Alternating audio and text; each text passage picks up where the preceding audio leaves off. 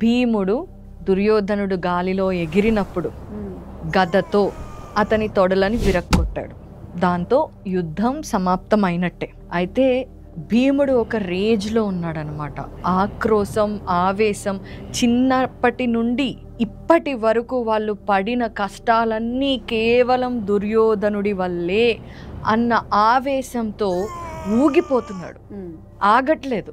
పడిపోయి రక్త మడుగులో పడి ఉన్న దుర్యోధనుడిని కాలితో తంతు ఆ రోజు ఏకవస్త్రగా ఉన్న ద్రౌపదిని సభకు ఈడ్పించి నీ తొడలు చూపించావు కదా, అదిగో దానికి ఫలితం అనుభవించు. మమ్మల్ని పశువులని బానిసలని చూసినట్టుగా ఎంతో హీనంగా చూసి పకపకా నవ్వావు కదా, అనుభవించు అని ఎడమ కాలితో దుర్యోధనుడి తలను తన్నాడు. దాంతో వెంటనే ధర్మరాజు పరిగెత్తుకుంటూ వెళ్ళి భీముణ్ణి ఆపి, ఏంటి ఈ పిచ్చితనం? ఇప్పటికే నువ్వు అతన్ని తొడలు విరక్కొట్టి అతన్ని ఓడించావు.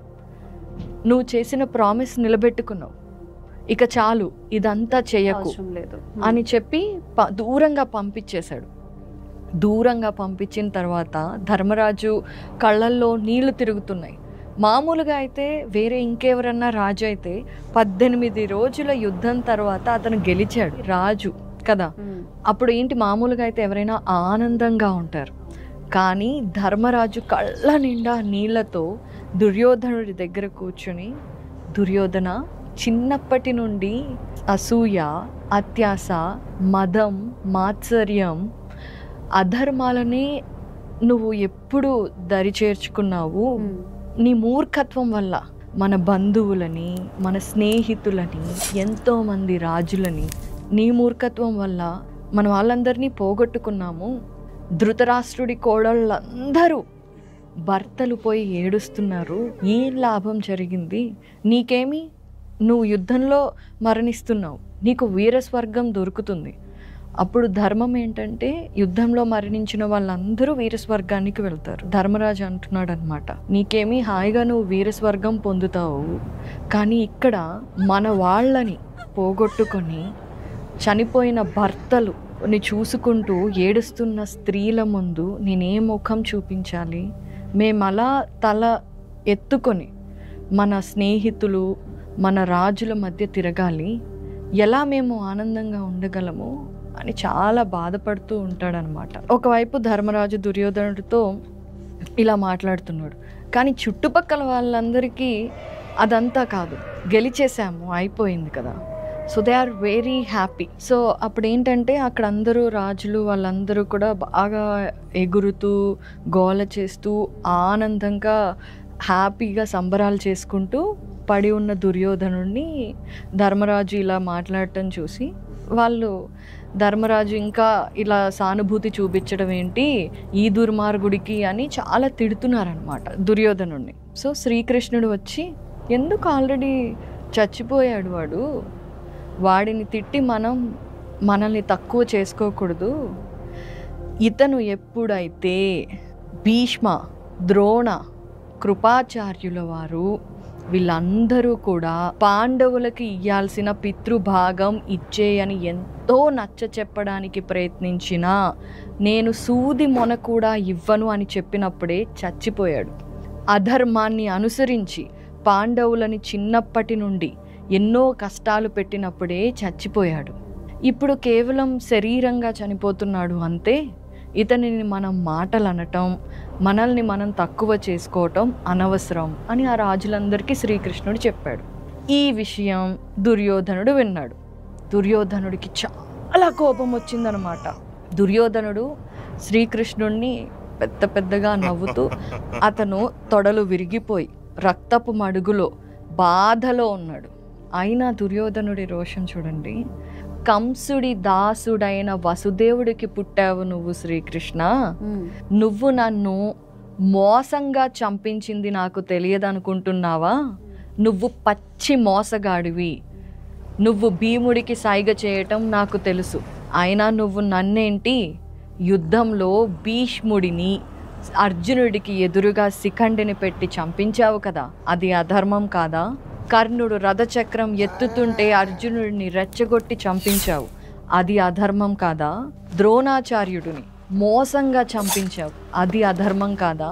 ఇన్ని అధర్మాలు చేసిన నువ్వు నన్ను అధర్మంగా చంపించటం పెద్ద విషయమేమీ కాదు, నువ్వు పచ్చి మోసగాడివి అని నానా మాటలు అన్నాడు. శ్రీకృష్ణుడిని దుర్యోధనుడు అతని తొడలు విరిగిపోయి రక్తపు మడుగులో పడి ఉండి కూడా అతనికి తాను చేసినవి గుర్తు రావట్లా. ఎవరైనా చావు దగ్గరికి వస్తే పశ్చాత్తాపం అనేది వస్తుంది, ఎగ్జాక్ట్లీ పనులు చేసి ఉండకూడదు కదా అని. కానీ దుర్యోధనుడికి అలా లేదు.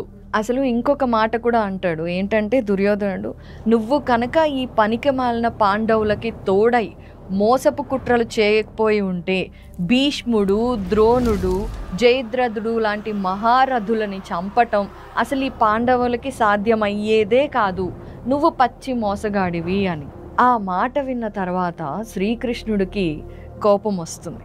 దుర్యోధనుడి దగ్గరికి వచ్చి, ఆహా దుర్యోధన, నువ్వు భలే మాట్లాడుతున్నావే ధర్మం అధర్మాల గురించి, నా అధర్మపు పనుల గురించి చెబుతున్నావే, మరి ఈ విషయాలన్నిటికీ కూడా నువ్వు జవాబు చెప్పు అని ఒక్కొక్కటి చిట్టా విప్పుతాడు.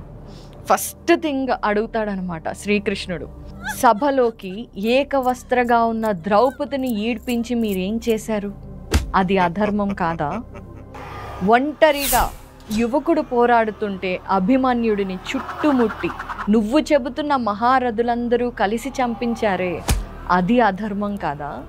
అసలు అంతెందుకు, పాండవులు చిన్న వయసులో ఉన్నప్పుడు నువ్వు భీముడికి విషం పెట్టి కాళ్ళు చేతులు కట్టేసి నదిలో పడేశావు, అది అధర్మం కాదా? లక్షగృహంలో పడేసి వాళ్ళని తగలపెట్టాలి అనుకున్నావు, అది అధర్మం కాదా? పోనీ ఇవన్నీ వదిలే, నువ్వు జూదమాడావు, మోసపు జూదమాడావు, అయినా వాళ్ళు మాట మీద నిలబడి అరణ్యవాసానికి వెళ్ళారు, అయినా నువ్వు ఊరుకున్నావా? లేదు, వాళ్ళని ఇబ్బంది పెట్టడానికి ఘోషయాత్రకు వచ్చావు.